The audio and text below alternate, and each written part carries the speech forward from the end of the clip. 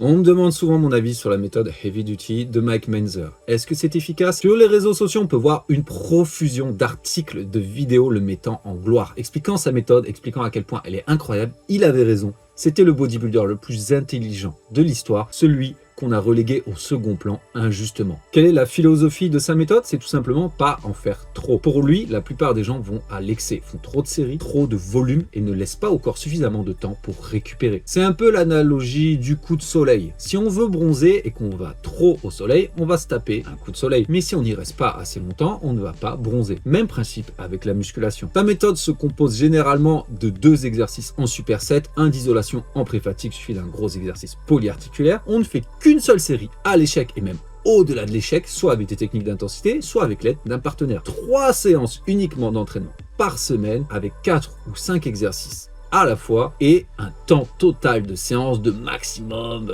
45 minutes. C'est séduisant sur le papier et sur le fond, il n'a pas tort. Malheureusement pour beaucoup de gens, ça ne sera pas le plus efficace. Tout d'abord, si vous êtes débutant, aussi peu de volume, aussi peu de fréquence d'entraînement ne va pas fournir un stimulus nerveux suffisant non seulement pour correctement maîtriser les exercices, en tout cas suffisamment rapidement, mais aussi parce que vous récupérez beaucoup trop vite.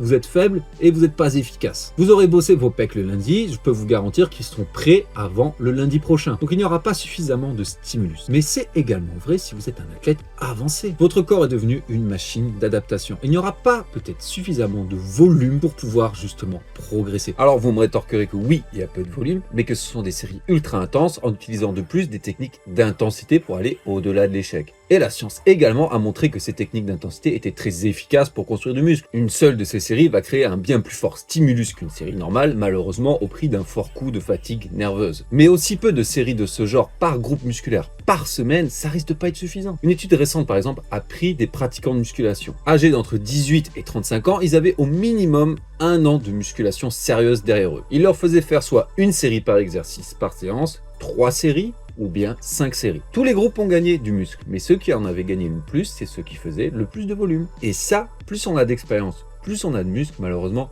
plus c'est vrai. Oui, je sais que le volume est surestimé, mais là, on est quand même dans les extrêmes du bas volume. Et déjà à l'époque, c'était critiqué, par exemple, si on peut le voir, le programme de Dorian Yates. Quand il est retourné en Angleterre et qu'il a fait du HIIT à sa sauce, il avait adapté le programme. On peut voir qu'il y avait quand même significativement plus de séries et d'exercices au total sur la semaine. Alors, dans quel cas ça peut marcher? Justement, si vous êtes une personne qui en fait trop.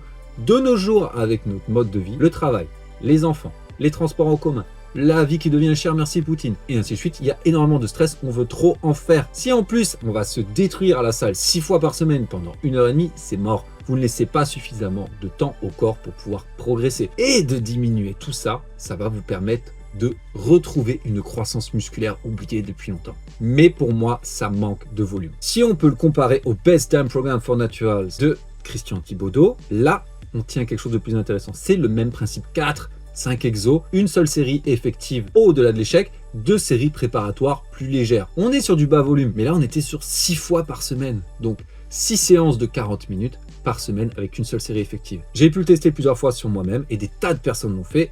Là, oui, il y avait du sens. Il y a 3 variables dans l'entraînement, c'est un peu comme les molettes sur un ampli de guitare lorsque l'on veut régler les aigus ou les graves. Le volume, l'intensité, la fréquence. On ne peut pas mettre les 3 à fond, sinon l'ampli va exploser. C'est pareil pour notre corps. Si vous entraînez tout le temps à fond avec une tonne de séries, vous allez mourir. Par contre, si vous baissez significativement une des variables, ici dans ce cas, le volume, vous pouvez monter les autres. Mais avec le Heavy Duty original, on a intensité à fond, volume minuscule, fréquence minuscule, une fois par semaine. Ça ne risque pas d'être suffisant. On a 0 volume, du coup, il faut monter l'intensité évidemment, mais aussi également un peu la fréquence. Alors, pour savoir si ça va marcher, je pense que dans la majorité des cas, non. Mais vous voulez essayer? Faites-le. Je pense que ça peut être une bonne idée et peut-être vous rendre compte que vous en faisiez probablement trop. Encore une fois, dans la vie, tout est une question de modération.